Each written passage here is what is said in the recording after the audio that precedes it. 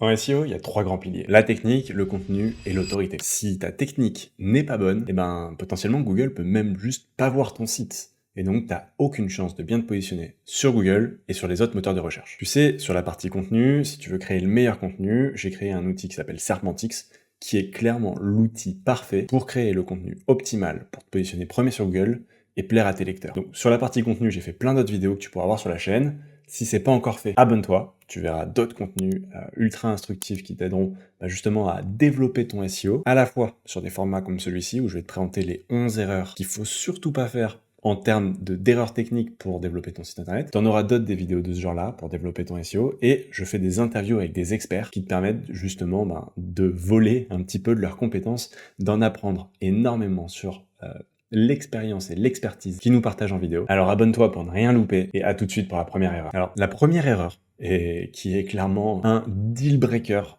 si tu fais ça, c'est d'avoir des pages qui sont pas indexables. Et par pas indexable, je veux dire que tu envoies à Google ou à un autre moteur de recherche l'information explicite que tu lui demandes de ne pas mettre ta page dans son index, dans son moteur de recherche. Donc si tu lui dis ça, il y a quand même de très grandes chances qu'il t'écoute et qu'il ne présente pas jamais ta page. Il y a plusieurs façons d'arriver à dire à Google que tu veux qu'il n'indexe pas tes pages. Soit tu le fais sur la page en particulier, soit tu peux le faire au niveau global, avec un fichier qui s'appelle le robot.txt, que tu peux mettre à la racine de ton site.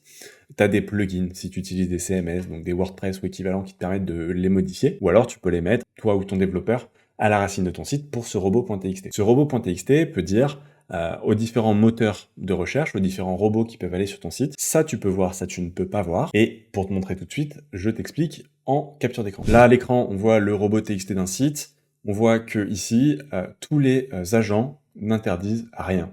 Donc concrètement, ce robot.txt n'est pas bloquant, et donc ce site n'a pas de blocage par rapport à ça. Deuxième façon de bloquer le site, ça va être de dire à une page en particulier qu'il n'a pas le droit d'aller la voir. Ça, c'est ce qu'on va dire une balise meta noindex. Chercher cette balise, tu peux le faire depuis ta page internet. Donc là, on est sur un site. Si je clique droit et que je fais afficher le code source de la page, il m'ouvre le code source. Et là, je vois meta robot content, index et follow. S'il y avait par exemple no index, et ben dans ce cas-là, ça enverrait le signal à Google que je souhaite que cette page ne soit pas indexée, ne soit pas présentée sur son moteur de recherche. Donc là, il n'y a pas ce blocage. C'est plutôt une très bonne nouvelle. Et si j'ai pas envie d'aller dans le code source, si j'ai envie de le faire de façon un peu plus macro, je peux aller sur la Google Search Console. J'ai fait une vidéo dédiée là-dessus. Donc si t'as pas ta Google Search Console et tu veux aller plus loin, tu pourras la trouver en fiche ou en description de cette vidéo. Et tu verras donc ici, dans l'onglet donc sur ton site, l'onglet page, et en bas, tu vas avoir les différentes erreurs qui peuvent être bloquantes. Et tu vois ici, exclu par la balise noindex, sur ce site, il y en a pas.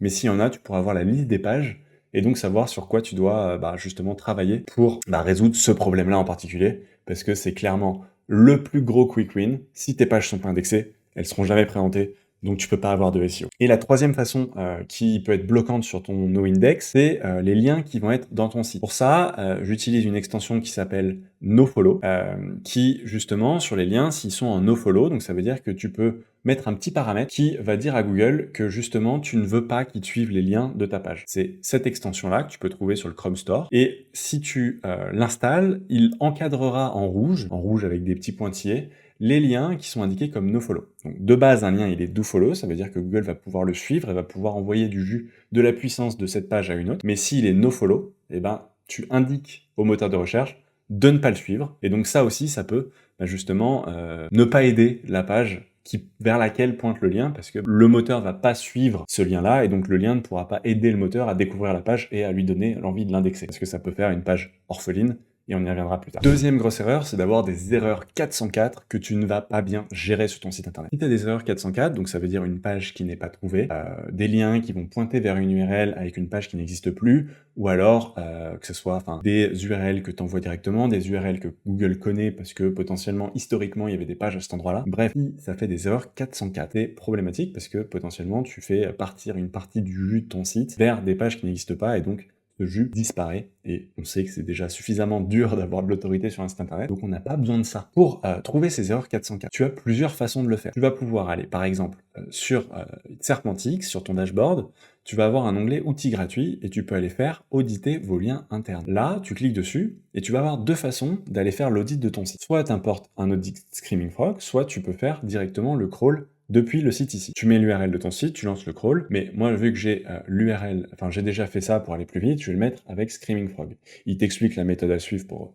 lui envoyer les bonnes informations et tu n'as plus qu'à envoyer le fichier. Une fois que j'ai envoyé mon fichier, j'arrive directement à une liste de métriques comme ça, et il va me donner à nouveau, ce qu'on avait vu tout à l'heure, les liens nofollow. Là, sur ce site-là, j'en ai pas, donc c'est une très bonne nouvelle, et les liens cassés. Donc ça veut dire qu'ils pointent vers une page qui ne fonctionne pas. Donc là, à nouveau, très bonne nouvelle, parce que je n'ai pas d'erreur 404. Si pour autant, j'avais quelque chose qui n'était pas à 0 ici, et je pourrais trouver justement les pages cassées que j'ai ici, liens cassés, et voir du coup les trier par liens cassés, et voir les pages qui ont des liens sortant vers des pages 404, et ce qui me permet du coup de changer les liens pour éviter d'avoir cette fuite de puissance hors de mon site, qui est dommage. Au-delà de cette fuite de puissance, c'est un mauvais signal d'expérience utilisateur et ça dévalorise le site pour Google qui montre qu'il n'est pas si bien entretenu que ça, et donc ça peut avoir un multiple effet négatif sur ton positionnement SEO maintenant et dans la durée. Et je te disais que Google peut justement trouver des URL qu'il connaît déjà et aller les explorer et avoir des erreurs 404, et ça, tu peux le voir directement dans ta Search Console. Donc je te repartage mon écran, et là tu vas pouvoir aller dans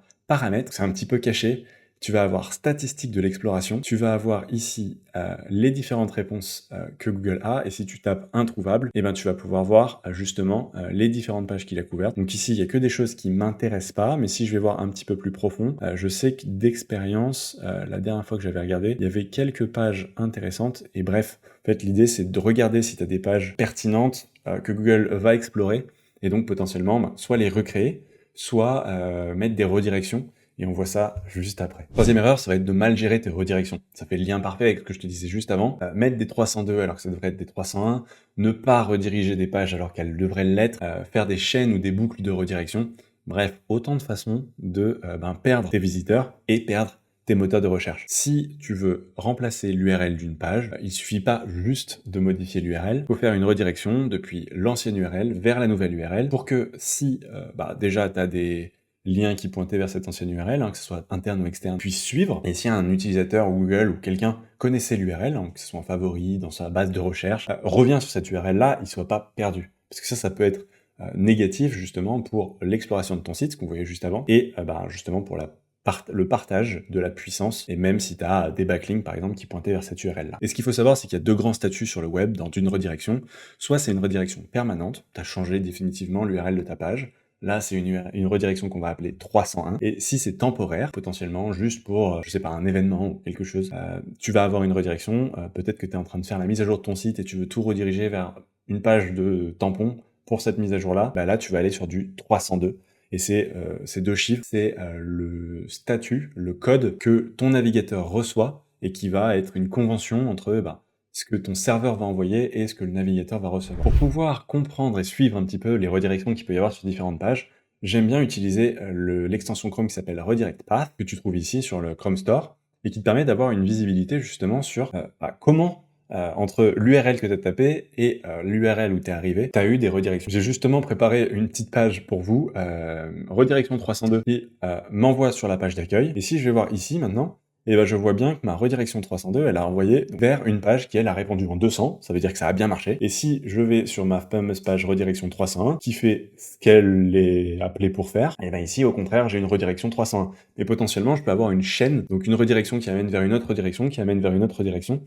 Et ça, c'est plutôt à éviter, parce que on préférera avoir une redirection directe sur la page d'arrivée. C'est plus rapide pour le navigateur, c'est plus rapide pour l'utilisateur, c'est plus cohérent de façon globale, et in fine, il faut quand même se dire que Google, aller sur votre site, aller scraper, récupérer les informations du site, ça lui coûte. Donc s'il se fait rediriger plein de fois, ça lui coûte encore plus cher, et donc c'est un impact négatif justement sur la confiance ou l'intérêt qu'il peut poser sur ton site internet. Et on disait juste avant, si tu as une page 404, vaut mieux soit avoir créé une page personnalisée, soit rediriger la page pour avoir quelque chose de cohérent. On veut pas d'erreur sur le site internet. Et quand on fait une redirection, on veut que cette redirection elle soit utile, mais pas un 301 ou un 302 en masse vers une page qui n'a rien à voir.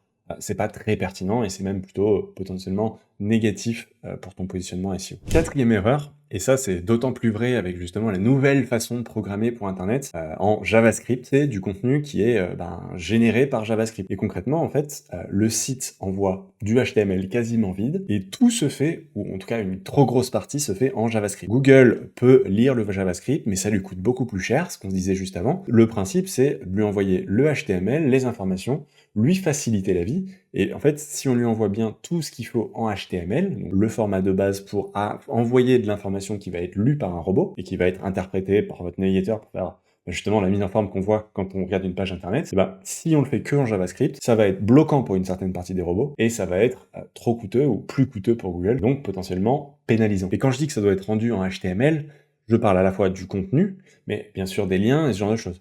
Si on veut par exemple cacher des liens, on peut potentiellement le faire en JavaScript, où on se dit qu'il y a moins de chances que Google les suive que s'ils sont vraiment en dur écrits dans le site internet. Et pour savoir justement ce que voit Google, je peux lui donner depuis ma Search Console une URL. Donc je lui donne l'URL, il va m'amener sur cette page-là, et je peux faire tester l'URL active. Et là, il va récupérer justement l'URL, le contenu de l'URL de la page, et il va me montrer à quoi ça ressemble. Deuxième façon de faire, ça peut être d'aller directement sur le site, de cliquer droit comme on l'a fait tout à l'heure, afficher le code source, et là, il faut que je puisse voir mon contenu. Et on voit qu'ici, le contenu, il est bien là. Si je cherche, par exemple, inscrit au festival ici, il me le retrouve bien. Et du coup, ça, c'est du contenu que Google va pouvoir facilement voir. Si je reviens ici, je peux voir donc test en ligne, et là, je peux faire afficher la page testée, et il me montre qu'il a vu concrètement. Et donc là, je vois à la fois le HTML, ce qu'on a vu tout à l'heure, et une capture d'écran. Et donc il faut que ma page l'affiche bien, parce que si elle ne s'affiche pas, c'est extrêmement problématique, parce qu'en fait, juste, c'est comme si j'envoyais une page vide à Google. Donc ça, c'est très problématique. Si t'as un WordPress ou ce genre de choses, c'est probablement pas ce qui arrive à ton site. Si tu utilises des technologies plus modernes, comme du React, ce genre de choses,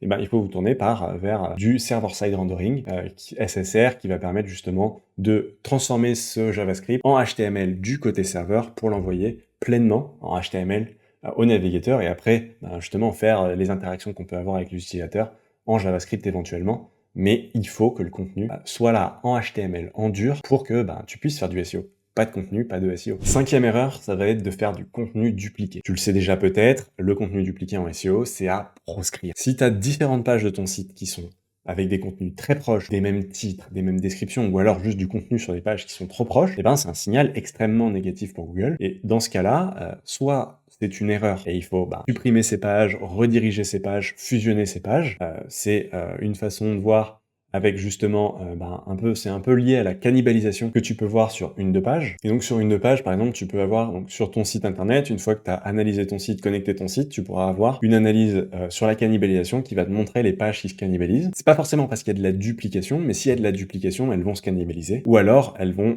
être pourries et pas être présentées par Google.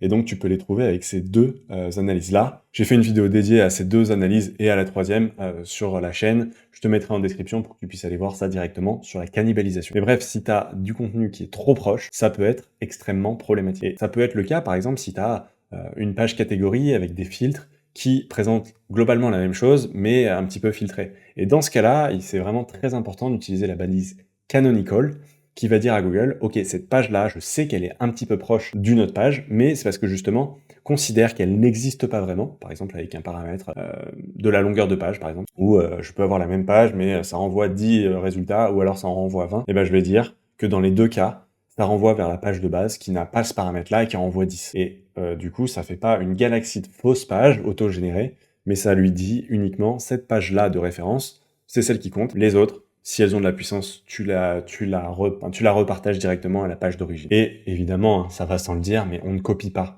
du contenu de site externe. Si vous copiez-collez, c'est comme à l'école, c'est du plagiat. Déjà, c'est pas bien, c'est potentiellement pénalisant dans la vraie vie en termes légal, mais c'est aussi pénalisant en termes SEO, donc ça n'a concrètement aucun intérêt de faire ça. Donc le contenu dupliqué, volontaire ou involontaire, on y fait attention et on essaie d'éviter ça à tout prix. Sixième point, c'est la balise canonical. On en parlait juste avant, elle est absente ou erronée. C'est cette balise-là qu'on va voir. Donc, si je vous partage mon écran à nouveau, c'est la balise qu'on va trouver afficher le code source quand je tape canonical, que je vois ici.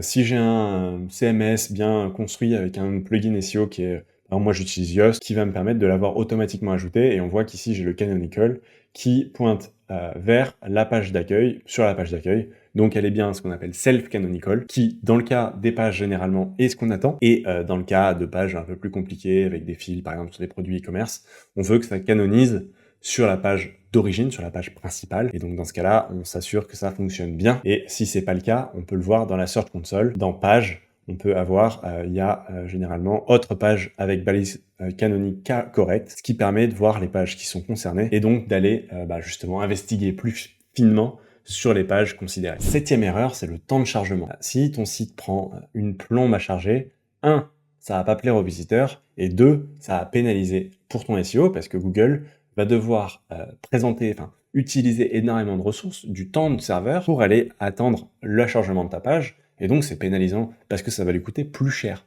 Donc il va moins venir voir ton site. Et pour checker ça, tu as un outil que Google propose qui s'appelle le PageSpeed Insight, que tu peux trouver sur pagespeed.web.dev. Là, j'ai mis l'URL, donc la page d'accueil de mon site. Et ce qui va nous intéresser généralement, c'est quand même la partie mobile, parce que maintenant, Google est passé en analyse mobile first, parce que c'est ce qui va favoriser pour l'analyse de ton site. Mais tu peux alterner entre mobile et bureau, et tu vas avoir avec cette analyse plusieurs éléments qui va analyser à la fois l'UX, le temps de chargement, etc. Tu peux aussi avoir, si tu veux une autre analyse, tu peux le faire avec un outil qui s'appelle GTmetrix, qui va te donner aussi une analyse justement de qu'est-ce qui prend du temps pour le chargement de ton site internet. J'aime bien regarder les deux quand je m'intéresse au sujet. Et dans ce cas-là, ce qui nous intéresse ici, c'est qu'il va décomposer en 4 éléments. La performance, l'accessibilité et les bonnes pratiques. On peut voir ici, dans performance, quels sont les points bloquants. Ici, donc, le FCP, c'est le First Content Paint. Le LCP, ici, c'est le Largest Contentful Paint. Et on voit que, dans ce cas-là, sur les premières frames, donc les 10 premiers moments, le site n'est pas encore chargé jusqu'au moment où il est complètement chargé. Et il me donne des recommandations de choses à améliorer. Concrètement, ça va être mettre en cache ce qui peut l'être avec un plugin adapté. Si tu cherches un plugin pour ton CMS, pour ton site, tu tapes le nom de l'outil que tu utilises, WordPress par exemple, ou Shopify ou équivalent, meilleur cache, et tu pourras trouver l'outil qui te correspond. Et là, du coup, tu peux regarder, il va t'identifier quel est l'élément bloquant, et l'idée, ça va être de résoudre ces différents éléments. Là, j'ai des ressources JavaScript qui sont pas utilisées. C'est des choses que soit je délaye dans le temps en termes de chargement, soit que je vais essayer de retarder. Il y a des plugins qui peuvent faire ça partiellement pour moi. Ça peut être intéressant de demander à ton webmaster ou alors de me contacter et on voit ce qu'on peut faire. L'idée aussi, c'est de correctement dimensionner les images, parce que plus j'envoie d'informations qui ne servent à rien, plus ça va prendre de temps de chargement. Bref, j'ai une liste de recommandations qui peuvent parfois être un petit peu techniques, mais qui sont intéressantes pour justement améliorer ce qu'on appelle les Core Web Vitals, qui peuvent être un élément de prise en compte dans le positionnement, et qui va justement améliorer le temps de chargement. Et il me semble que chez Amazon, ils avaient identifié que une centaine de millisecondes en plus de chargement, ça leur faisait déjà perdre des millions d'euros de chiffre d'affaires. Donc on n'est pas au niveau d'Amazon potentiellement, enfin peut-être que tu l'es, je te le souhaite, mais plus ton site est lent, et plus ça va freiner la conversion, plus ça va freiner la visite de tes utilisateurs. Et on sait aussi qu'en SEO, les signaux utilisateurs sont super importants. Donc si c'est pas Google qui le prend en compte, c'est les utilisateurs qui vont le subir et qui vont te le faire payer par leur comportement sur ton site internet. Et tu vois, du coup, en termes donc de performance, d'accessibilité, bref, c'est plusieurs bonnes pratiques qu'il faut le coup de regarder, de voir si tu peux facilement les améliorer. Et on cherche pas forcément à aller sur du 100 partout, parce que ça va être très coûteux. Et potentiellement, il faut restructurer ton site pour qu'il puisse être optimisé pour ça. On va essayer d'au moins d'éviter les points qui sont trop bloquants. Et on voit que ici, donc je te parlais de GTmetrix, on a la même analyse où je vais pouvoir voir qu'ici, en fait, le site est plutôt bon. Donc c'est l'intéressant d'avoir deux sons de cloche, justement pour pouvoir comparer. Et donc on voit ici que mon score est bon. Mais moi j'aime bien quand même regarder principalement celui de Google, parce que moi, ce qui m'importe, c'est pas comment je me positionne chez GTmetrix, il n'y a pas de moteur de recherche. Je veux savoir comment je me positionne chez Google, et c'est eux, avec Chrome, avec le moteur de recherche, qui va sanctionner ce qu'ils pensent du site dans le positionnement qu'il va me proposer. Et donc, pour résoudre ça, ça peut être changer de serveur pour avoir un serveur dédié plus rapide potentiellement. Ça peut être optimiser ses images, ça peut être délayer, donc retarder le chargement de scripts coûteux comme du CSS, du JavaScript. Utiliser par exemple un CDN qui va rapprocher ton site de l'utilisateur. Bref, plusieurs façons d'aller optimiser les différents points que tu peux trouver sur ces rapports. 8e point bloquant, ça va être des balises H1, H2, et etc. Donc les balises title qui sont mal structurées. Ces balises, au-delà du fait que ça permette de structurer ton texte et potentiellement visuellement de le voir, ça va surtout guider les robots qui ne peuvent pas voir la page telle que toi tu la vois dans ton navigateur. pour comprendre de quoi le contenu parle. Et c'est très important. Si la hiérarchie de tes titres est pas bonne, Google pourra pas comprendre la logique de ta page, pourra pas voir quel est l'élément prioritaire et les différents éléments qu'il doit analyser en priorité. Et donc, sémantiquement, ça peut être très nuisible pour ta page. Ce que j'aime bien faire quand je veux voir les titles d'un site internet, c'est d'utiliser le plugin Chrome que j'ai ici, qui s'appelle Web Developer. Quand je clique dessus, je vais dans Informations et Document Outline, et là, il va me montrer justement comment se répartissent les titres. Donc là, plusieurs choses importantes. On met un seul H1 par page, c'est un H1 unique, mais on en veut un, donc il en faut un et un seul. Et ensuite, on veut que, je décompose ma page de façon logique. En dessous de mon H1, je veux des H2, potentiellement en dessous de mes H2, je vais mettre des H3, mais ça veut dire que par partie, il faut qu'il y ait au moins deux.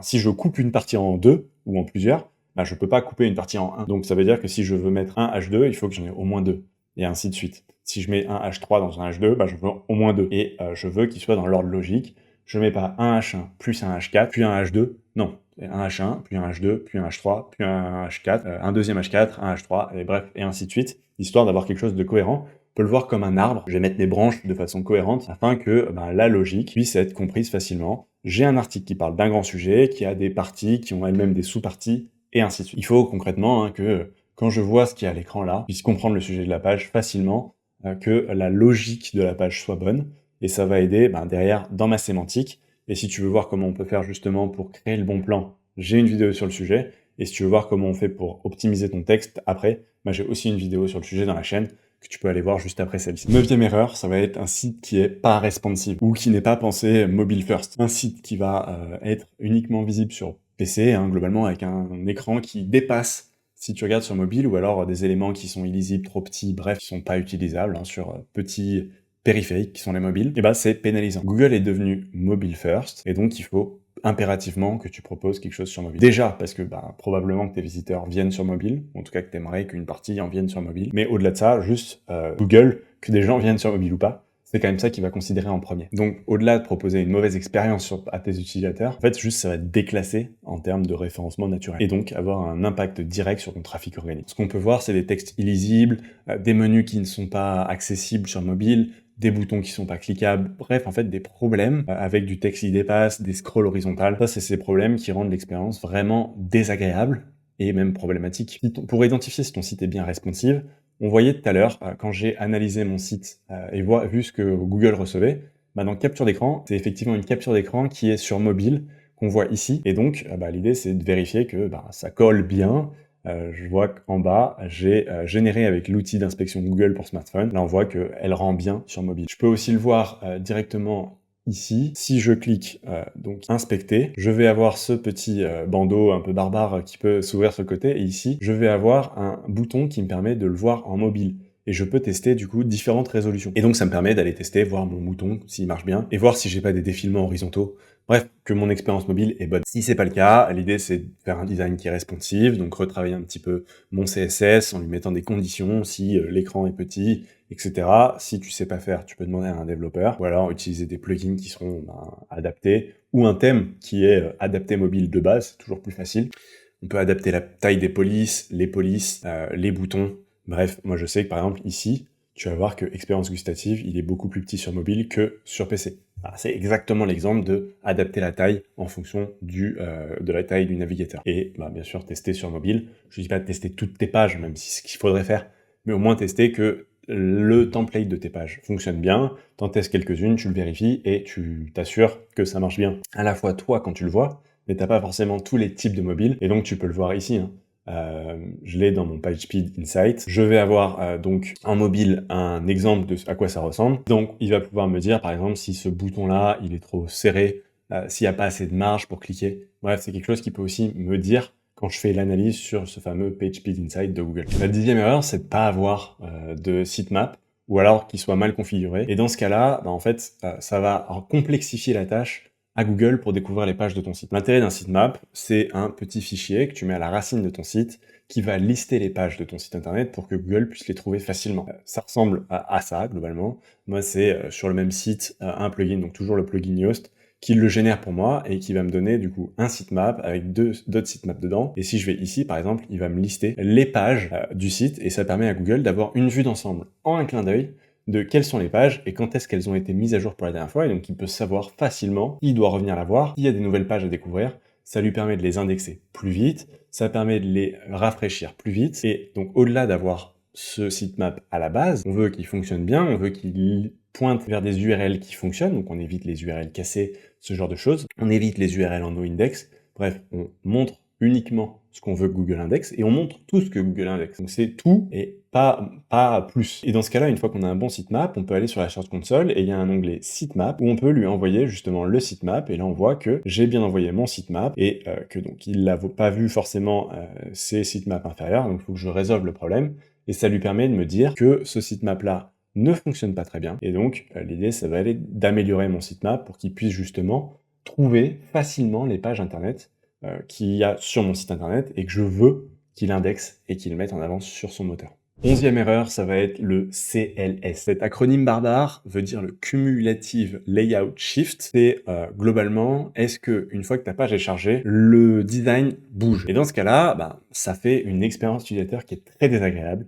T'as peut-être déjà essayé de cliquer sur un bouton et hop, t'as un paragraphe juste au-dessus qui s'est étendu, une pub qui est apparue, et en fait, tu cliques pas sur le bouton, tu cliques sur la pub qui vient d'apparaître. Et ça, au-delà du fait que c'est insupportable, Google mesure ça, justement dans ces fameux Core Web Vitals dont on parlait juste avant, et ça va potentiellement, justement, pénaliser ton élément. Pour ça, tu peux le voir à nouveau dans ton PageSpeed Insight. Tu le vois donc en termes de CLS, c'est écrit ici. Sur ce site-là, il n'y a pas de problème, il n'y a pas de changement. On voit que le Cumulative Layout Shift est très très bas, donc normalement il doit être à 0, hein, si on est parfait. Là, il est quand même bon, mais pas à 0. Et l'idée, c'est que si tu veux potentiellement afficher des éléments après, il faut prévoir l'espace et éviter justement de changer l'emplacement des éléments, parce que si l'utilisateur a voulu cliquer sur un bouton, c'est très frustrant que le bouton parte alors que notre doigt est en train de cliquer dessus. Et au-delà de ces publicités, ça peut être des polices qui changent.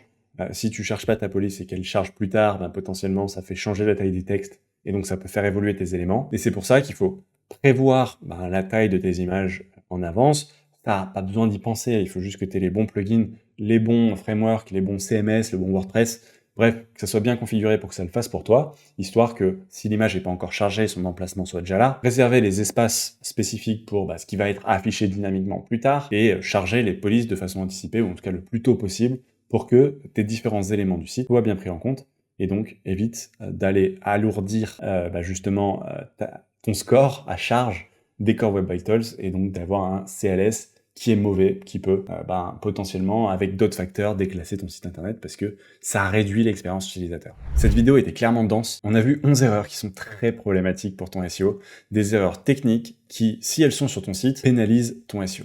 Elles ne sont pas toutes aussi critiques. Typiquement, si tes pages sont en no-index, ça, c'est un problème majeur. Et donc, tu peux gagner énormément de temps, tu peux avoir des super résultats si tu résous ce problème-là, alors que tu as des problèmes qui sont un petit peu moins problématiques et qui vont participer à avoir un site techniquement en bonne santé, mais qui sont moins différenciants à très court terme. Et toi, concrètement, est-ce que tu avais des erreurs sur ton site que tu as pu résoudre?